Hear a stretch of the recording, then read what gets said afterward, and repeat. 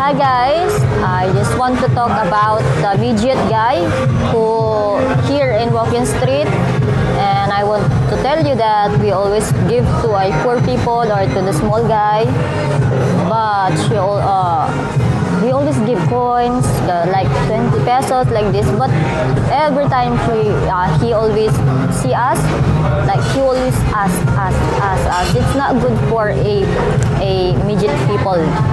So some of also like poor people who asking, we give also, but some people also we cannot give because they're like,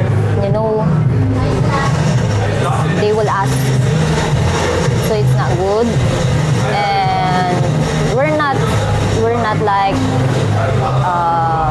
bad guy or bad people to say not good to them or not give some money for them, but it's different here in Philippines, okay? So you need to give only from good people and who need only the money from people who, example, he's a poor guy but he work from like garbage, he takes some garbage like cans, like plastic, you can give to them. And also from poor people who asking for their family, you can give to them. But someone who can work, can do some work for them, to themselves, you can not need to ask us always for the foreigner. Sometimes they always grab some money from you. So thank you.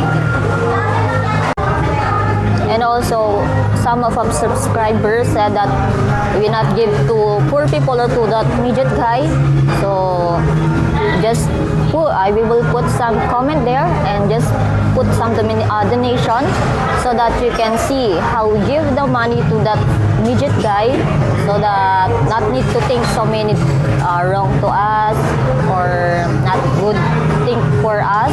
So just put some donation because we give to them, because we don't need your money or your money from another people. Okay, so thank you.